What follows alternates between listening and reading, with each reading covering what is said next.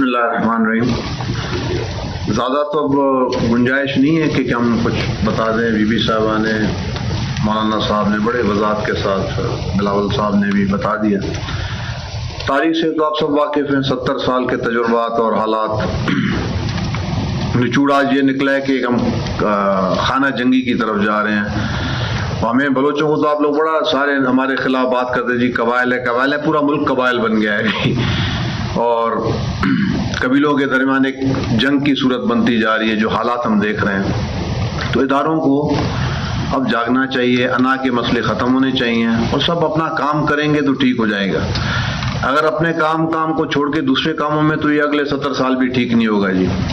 अब एक simple demand है और मैं समझता हूँ कि ये जो तादाद अगर आप देखें पार्टीज, जहाँ इनकी आवाम जो इनके पीछे है, तो निस्फ तो होगी पाकिस्तान की आवाम। जो अगर 22 करोड़ है तो 10 करोड़ तो इनके पीछे भी होंगे, नहीं तो 8 करोड़ रख लें या 7 करोड़ रख लें। उनकी डिमांड है, समझें कि जी एक फुल बेंच हो जाए। इस पर कोई मसला तो नहीं है, अन्ना तो नहीं है। अगर सारे जजेस बैठ के इस आवाम की खिदमत के लिए अगर इकट्ठे हो जाएं तो कोई इसमें गुनाह नहीं है, कोई अना का मसला नहीं है। मेरी यही रिक्वेस्ट है कि बैठ जाएं, एक अच्छा फैसला है और कहीं ना कहीं से तो शुरुआत करें। चलें आज ये तजुर्बे के हिसाब से एक फिर से टेस्ट आ गया है, इसी मामले को उठा के और एक यहाँ से हम शुरुआत करें, तसल्ली हो जाएगी, एक ठीक फैसला आएगा, सब अपने सुकून से आगे बढ़ेंगे।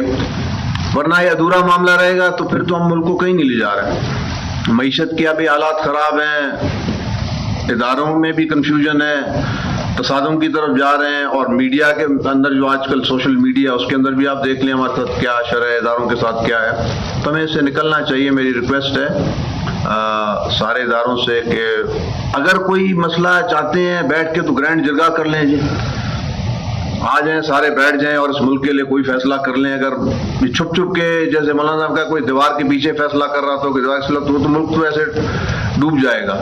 तो सारे बैठ जाएं, जजेस भी बैठ जाएं, हमारे जो मिलिट्री इस्टेब्लिशमेंट बैठ जाए, सियासतदान बैठ जाएं और हम एक ग्रैंड जगह को एक रुख बनाएं मुल्क का। पर कोई रुख तो दें इसको।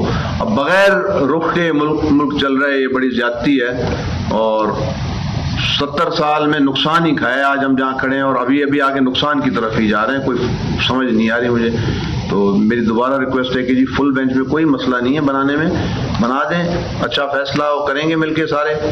जाहिर है अब इतना बड़ा एक निशान, सवालिया निशान भी आ गया, जहाँ जहन में बात बन गई कि जी जो 3 बेंच का बना हुआ है, इस पे तो मुनासिब नहीं है कि इस पे कोई फैसला आ जाए तो उस पर कोई सेटिस्फेक्शन किसी को नहीं होगी, कोई उसको तस्लीम नहीं करेगा। तो बात जाके उधर ही जाके। शुक्रिया जी। चौधरी तारिक बशीर चीमा साहब जी।